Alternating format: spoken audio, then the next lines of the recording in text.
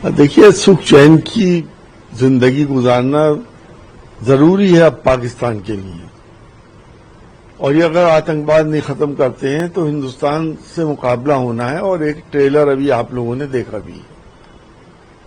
पाकिस्तान कहीं भी स्टैंड नहीं करता हमारे मुकाबले, और जाहिर सी बात है अपने सुख चैन से रहेंगे तो इज्जत की रोटी भी मिलती रहेगी, खाते भी रहेंगे। हाँ, हम लोगों ने तो इनके कई एयर बेसिस को तबाह किया है और अभी तक वो रिपेयर भी नहीं हो पा रहे हैं। तो इसमें जो किया है वही हमारे प्रधानमंत्री जी कह रहे हैं, और प्रधानमंत्री जी के साथ जब देश संकट की घड़ी से गुजर रहा था तो सारे लोग उनके साथ थे और सभी लोगों ने उनका साथ दिया।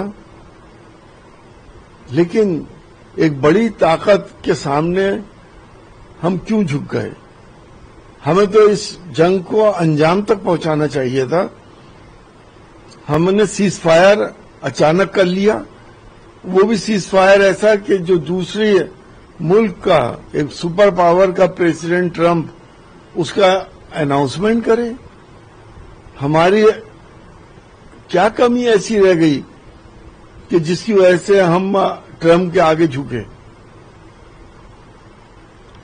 पाकिस्तान का आतंकवाद का चेहरा तो जग उजागर है ही ऑलरेडी।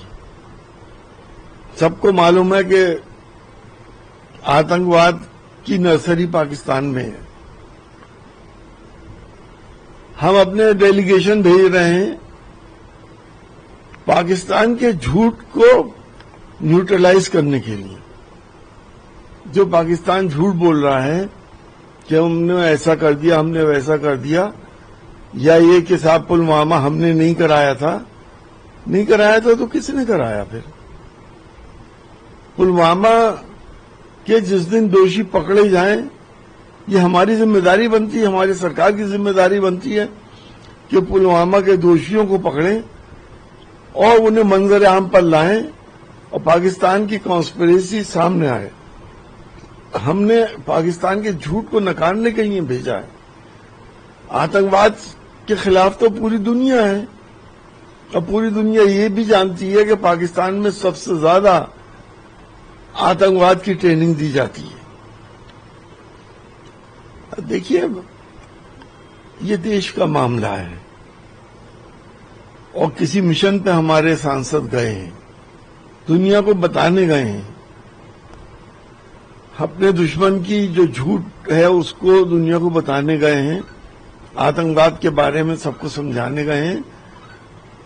क्योंकि मिजाज लोगों के इस तरह के हो गए कि वो हर मामले को धार्मिक एंगल दे देते हैं। तो ऐसा नहीं है, इसमें कोई धार्मिक एंगल नहीं है।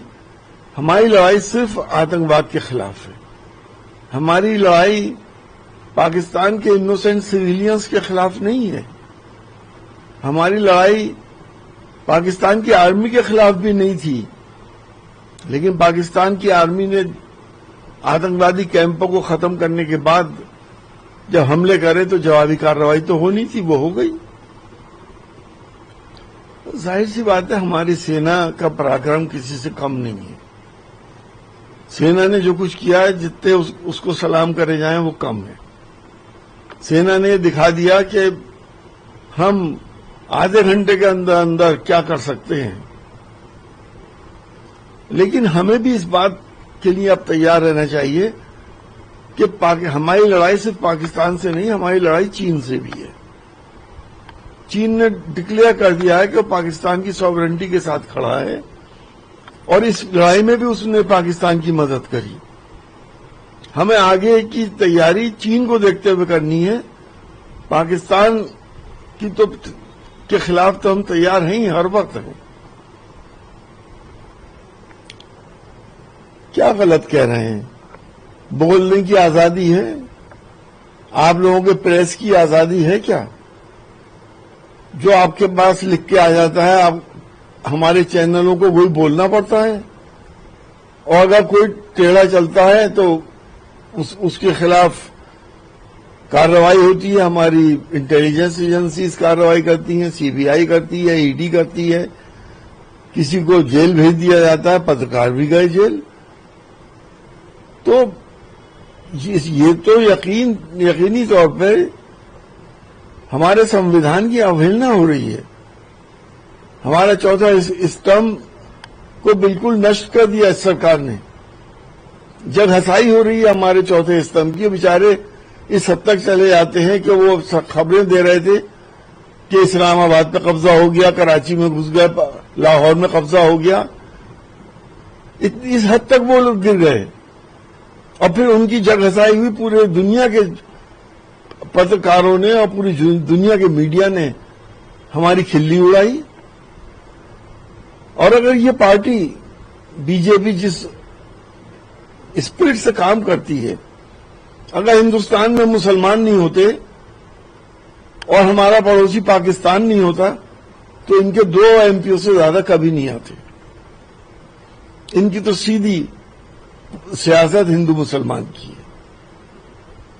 دیکھیے ایمرجنسی میں جو کچھ ہوا سب کو معلوم ہے، اور اس وقت لوکتنتر کی ہتیا بھی ہوئی تھی، اور اس کا خمیازہ کانگریس نے بھگتا بھی.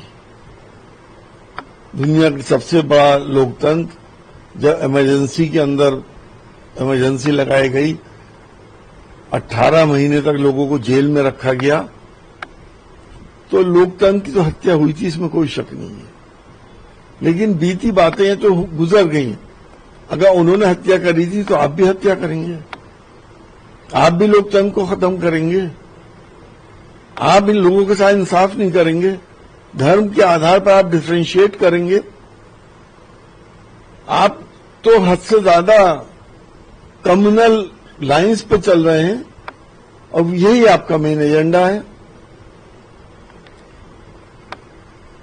یقینی طور کے اوپر کسان اس وقت اس قدر پریشان ہیں. کیا ایم ایس پی اس کو مل رہا ہے؟ کھاد ملی اس کو؟ گیہوں جب بویا تھا 50 کلو کا کٹا آپ نے 45 کلو کا کر دیا. مزدور اس وقت کس جگہ پہ ہے؟ مڈل کلاس بزنس مین کس جگہ پر ہے؟ کاروبار کس جگہ پہنچ گئے ہیں؟ نوکریاں تو آپ دے ہی نہیں رہے، وہ آپ نے پرائیویٹائز کر دی تاکہ آرکشن ختم کیا جا سکے. اور ہندوستان کی دوسری بڑی آبادی مسلمان کس جگہ پر ہیں؟ کیا کسی سے چھپا ہوا ہے؟ آپ نے سیاست میں دیش کی ترقی کو ہالٹ کر دیا، اور آپ اپنا فیس چھپاتے ہیں ہندو مسلمان کر کے، کبھی کسی مسجد کے اوپر، کبھی کسی درگاہ کے اوپر، کبھی نماز کے اوپر، کبھی اذان کے اوپر، کبھی مدرسوں کے اوپر. آپ کو یہی کام رہ گیا ہے؟ 75 سال میں تو ایسا کچھ نہیں ہوا تھا.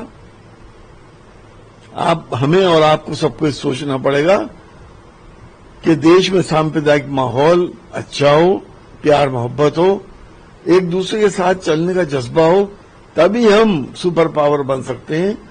انیتھا بانٹنے والے ہندوستان کے ہتیشی نہیں ہیں، وہ ہندوستان کو برباد کرنا چاہتے ہیں. میں نے گنایا نا آپ کو کون سکی ہے اس وقت. کون ایسا انسان ہے جو کہہ دے کہ بہت اچھا سرکار چل رہی ہے، اس کا کاروبار بہت اچھا چل رہا ہے؟ کیا ایکسپورٹرز پریشان نہیں ہیں؟ کیا کاریگر پریشان نہیں ہیں؟ کام کرنے والے جو مراد آباد کے کاریگر تھے وہ آٹو رکشہ چلا رہے ہیں، ان کے پاس کام ہی نہیں ہے.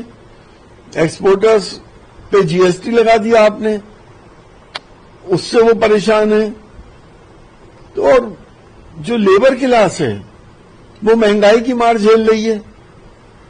آٹا کیا بھاؤ ہے، سبزی کیا بھاؤ ہے، دالیں کیا بھاؤ ہیں. کون سی فیلڈ ایسی ہے جس میں آپ نے پہلے سے بہتر کیا ہو؟ مجھے آپ بتا دو کہ اس فیلڈ میں بہتر ہوئے ہم. کسی فیلڈ میں نہیں ہوئے. ہر ورگ پریشان ہے. بس آپ تو جی رہے ہیں کمیونل لائنز کے اوپر، سامپردائک بھاوناؤں کو بھڑکا کر اور اپنا الو سیدھا کر رہے ہیں. دیکھیے ہیمنت شرما صاحب جو بھی کہتے ہیں ہمیں اس پہ یقین نہیں آتا.